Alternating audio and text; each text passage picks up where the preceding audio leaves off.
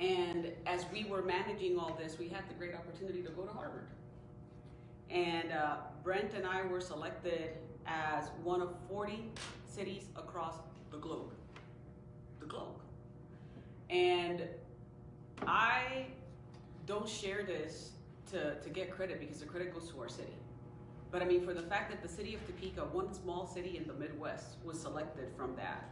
And then subsequently, we've had probably 12 people in this community or more gone through Harvard to get education on how to bring our community together, to talk about cross-boundary collaboration, talk about intersectionality, talk about like issues that really impact us, for our community to be recognized as a What Works City Silver level, which is one of the few small cities in our community.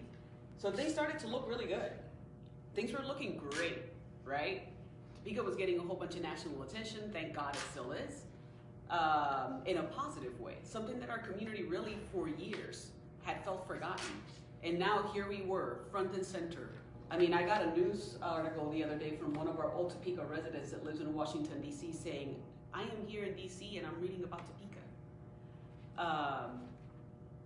And then just when we thought we were gonna catch our breath, we get hit with a pandemic that rocked us. That rocked us.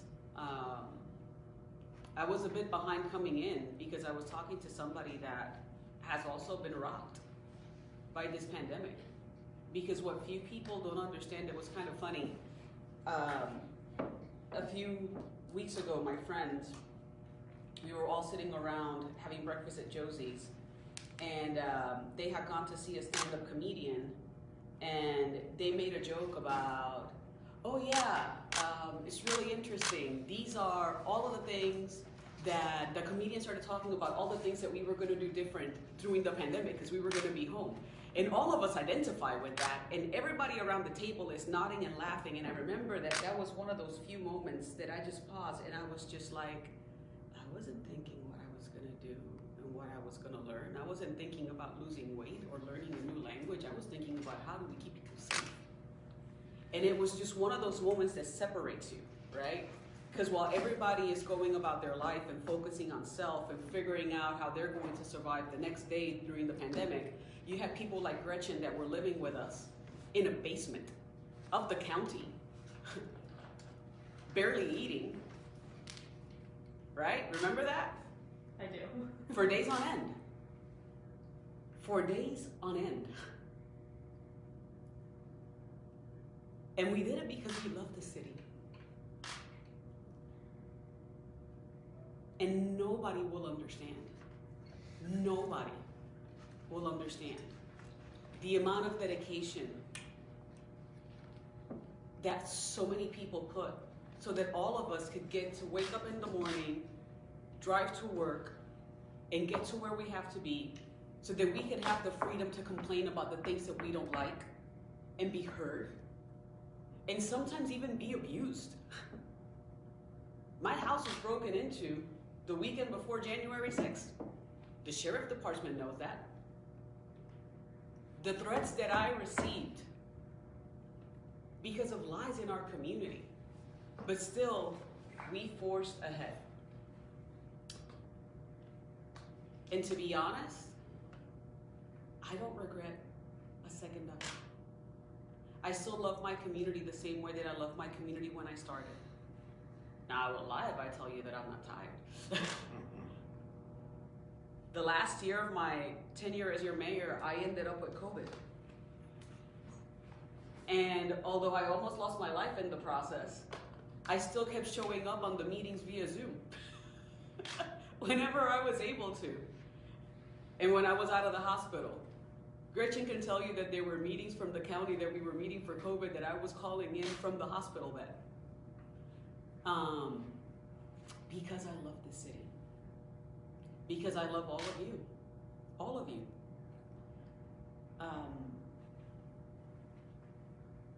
You learn so much when you become the mayor of a city. It's one thing when you're a council member, but when you become mayor, you have to be really cautious because most people want something out of you. I am not one for transactional relationships, but you learn about transactional relationships. And it breaks you. But at the same time that you learn about those things, you learn about people that just needed for somebody to pick up the phone and say yes. You learn about the stories of our firefighters that save lives every day. The first ones to show up to a scene of an accident. You hear beautiful stories of police officers playing with kids when you go to the Boys and Girls Club and see how much they love them. You get to hear the stories of the residents of our community when they are just sitting down with you and having a meal. You know, Tim sent me a list of questions, and as I was pondering on one of the questions, out of all the questions, the one that stuck with me, Tim, was, what has been the best thing that you have done as mayor? And I can tell you honestly, I cannot summarize any one. But one of the best things that I did was at the moment that we were looking for a city manager. I'll start there because that started before I was mayor. Was really advocate for Brent Trout.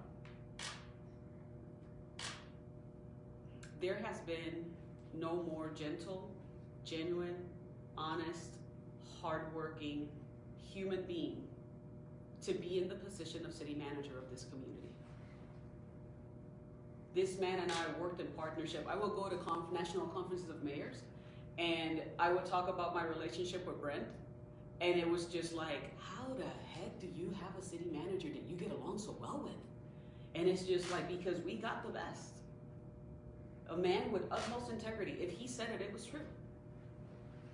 So thank you. Thank you for being my partner, for taking calls at odd hours, for being here before everybody, for leaving before everybody, for bringing your fabulous wife to this community. Many people don't know this. I was hospitalized and his wife was sitting next to me, holding my hand, praying with me. Brought me a little CD player so that I could listen to worship music. That's the type of family that the Trouts are. Thank you. Another great decision, Tim, which is absolutely among my best, was again, team related, because you never do anything on your own. Having Nicole Revenaugh, Jennifer Getz, and Ryan Bishop as part of my team, and Champagne Lloyd, and the Nagers, and you know why? Because when we became elected, I made a promise to my community that most citizens in this city only see their mayor when they're door knocking. And Brent can share with you how many NIA visits before COVID we did 1 or twice a month, and we would just show up with food. Just to sit down with the residents. And then what we would do is we would door knock at the neighborhood. And we would ask people to come to their NIA meetings.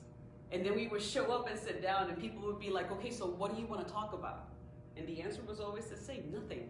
I don't want to talk, I want to hear you. I want to hear what your concerns are. I want to hear what keeps you up at night. And then I would come to Brent after that and we would have a meeting and it's like, hey, this is happening here, this has not been resolved, what do we need to do to fix it? And darn COVID ruined that for us, but still, it was some of the best things that I did. And having the team that helped put all that together was just amazing because it was volunteers.